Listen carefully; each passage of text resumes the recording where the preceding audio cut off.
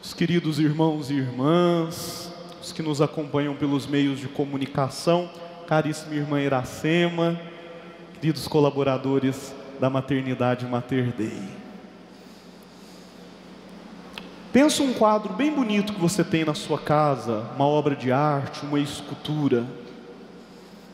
Cada vez que nós olhamos para uma obra de arte muito bonita, que nós temos muita afeição por ela, é curioso que ela sempre tem o dom de nos comunicar mensagens diferentes, dependendo da forma como nós olhamos, contemplamos, dependendo do nosso estado de ânimo, da nossa alegria ou do nosso desânimo.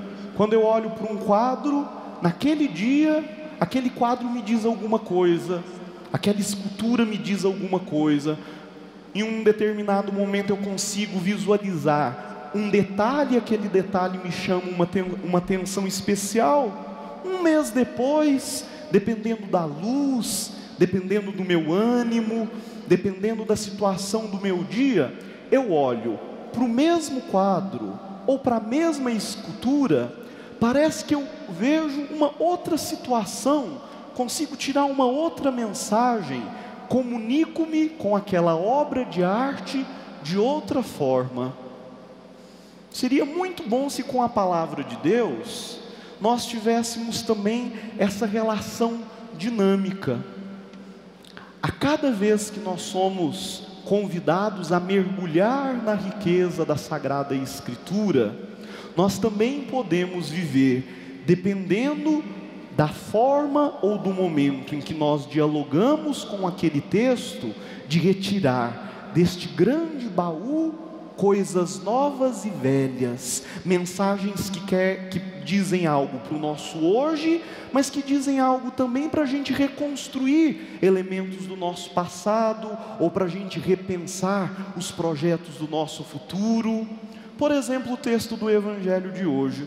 O texto do Evangelho de hoje, ele tem uma mensagem clássica, é um texto que nós conhecemos, sempre ouvimos na nossa catequese, nos nossos círculos bíblicos, nos nossos grupos de oração, nas nossas comunidades de base, que é o texto das virgens prudentes, das jovens prudentes, que se preparam para acolher o noivo, e o noivo que é Jesus.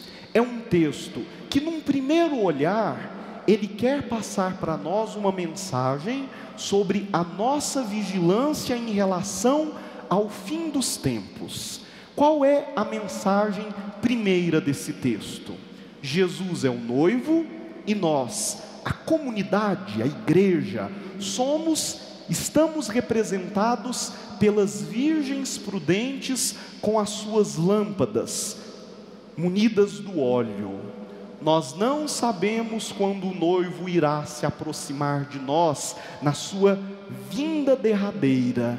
É uma mensagem que lembra-nos sobre o fim dos tempos.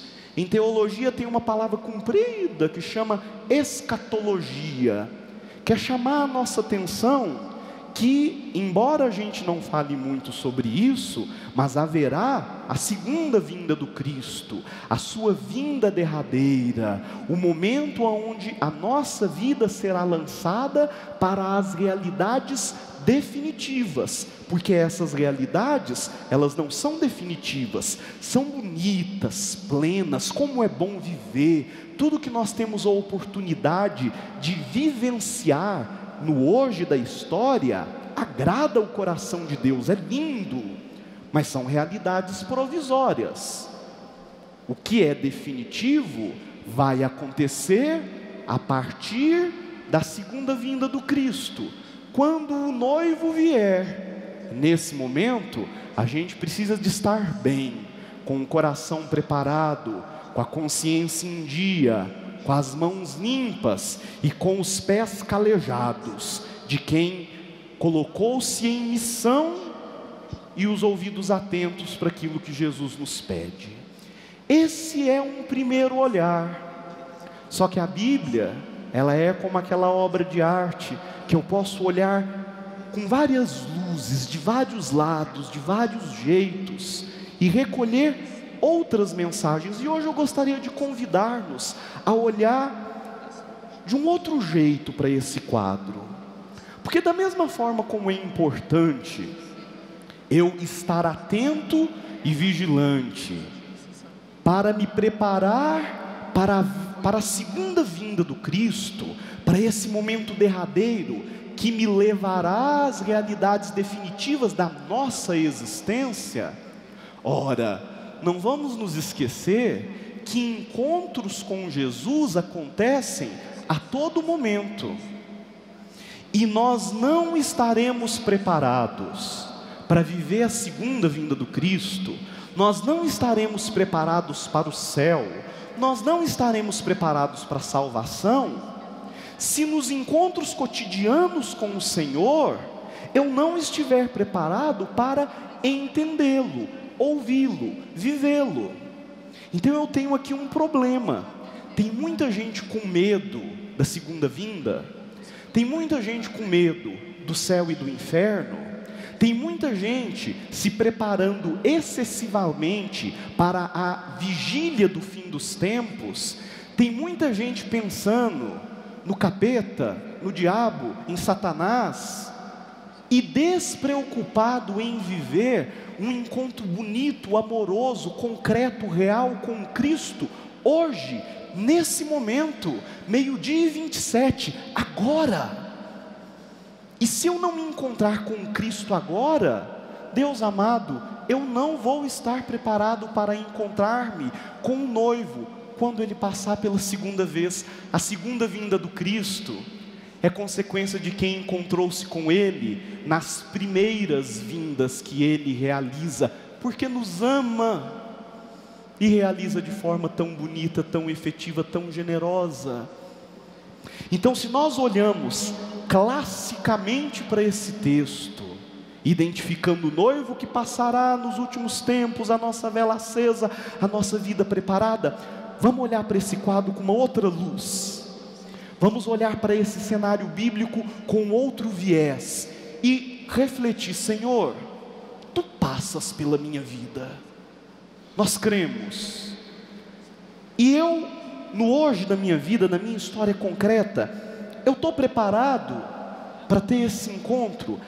A minha vela, a minha lamparina, porque gente, vamos ser sinceros, se hoje a minha lamparina não está cheia do óleo, para eu ver o Cristo, sentir o Cristo, ouvir a Tua ternura, eu acho tão lindo quando a gente canta: a Tua ternura, Senhor, vem me abraçar, e a Tua bondade divina me perdoar, porque é algo concreto. A Tua ternura é sentir essa relação humana, de pele, de alma, de presença. É a ternura de Deus que quer vir no nosso encontro. Quer ternura maior do que um Deus que quer ser alimento, do que um Deus que nos perdoa pelas mãos do sacerdote que toca a nossa alma, de um Senhor que se manifesta na comunidade, que nos abraça, que alimenta o pobre, que acolhe as mães. Isso é identificar a presença de Deus. Eu digo que quando Deus me fez, Ele colocou na minha forma uma dose a mais de otimismo, porque eu sou um homem, um padre extremamente otimista. Por quê? Porque eu faço um exercício espiritual em não ser ingrato com Deus, e perceber que Deus está presente de forma muito generosa em vários momentos da nossa vida. Isso significa manter acesa a lâmpada que nos faz identificar, nessa escuridão do mundo, de tantas pessoas que rejeitam a presença do Senhor, o Cristo, as suas relações amorosas, fecundas, com a gente, comigo, com você, com a nossa família, com a nossa casa, com o nosso bairro, com a nossa cidade, com a nossa política, com o nosso mundo. Então que a missa de hoje nos ajude a entender isso.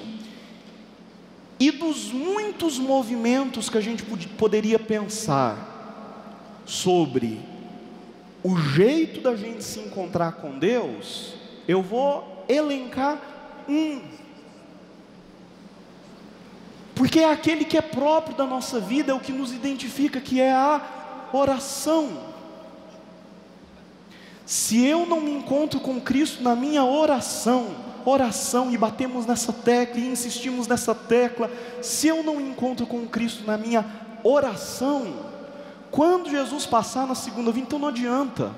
Se eu não me encontro com Ele na oração que eu faço na minha casa, com um terço na minha mão, com a Bíblia que eu abro, com o desdobramento de um coração que se declina e crê, Deus está aqui, tão certo como o ar que eu respiro. Não adianta esperar a segunda vinda do Cristo, eu não vi Ele agora. E oração não é só questão de disciplina, não é só questão de quantidade, porque vamos olhar para o texto bíblico. As virgens foram, elas levaram a vasilha, elas tinham uma pequena quantidade de óleo. O que faltou nelas foi a intensidade. Às vezes acontece isso com a gente. Eu vou à missa, eu vou à novena, eu debulho o meu terço, eu abro a Bíblia, eu rezo, mas o que está faltando? O que faltou para as jovens do Evangelho? Primeiro, manter-me atento,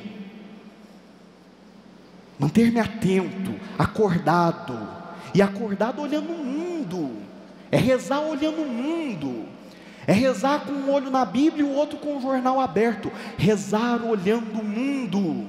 Quem reza olhando para o próprio umbigo não reza, é individualista. Não é cristão quem reza olhando para o umbigo. A gente tem que rezar olhando para a janela da casa, da janela para fora. A gente tem que rezar olhando para o jornal. A gente tem que rezar preocupado com os dramas e com as dores, as nossas e a do irmão. Quem reza virado para o próprio umbigo é individualista, não é cristão.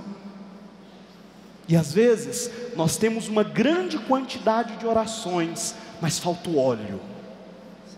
Falta o óleo. O óleo é a profundidade, a intensidade. Disciplina é importante. Só que as virgens também eram disciplinadas, elas foram, elas se deslocaram, elas saíram, elas levaram a vasilha, também tinham uma pequena quantidade de óleo, mas caíram de sono. E faltou-lhes entender que a oração não começa no externo, começa no interno, de quem coloca-se humildemente diante da presença de Deus e deixa que Ele seja o protagonista das nossas rezas. Quem reza em nós é Ele, Ele é o protagonista, é Ele quem começa o processo, e a partir daí a gente deixa esse encontro acontecer. Sabe qual que é o problema das nossas orações? A gente se encontra com a gente, não com Deus.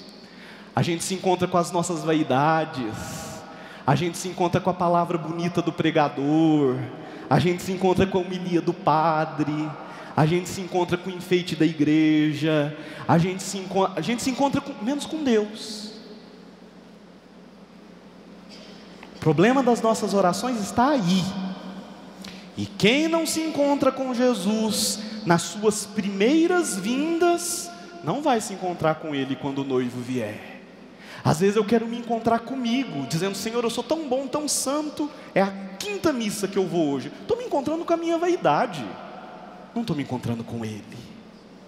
Então que essa missa nos ajude a gente se colocar com tanta humildade: Senhor, estou aqui, quero ter estes encontros, porque é nesse encontro contigo que eu reconheço tanta beleza, tanta grandeza, renovo o meu otimismo e entendo que é possível ser feliz, porque eu não estou sozinho, Jesus está do meu lado, e é ao lado do Cristo que eu vou viver com santidade a minha missão. Louvado seja o nosso Senhor Jesus Cristo. Para sempre seja louvado.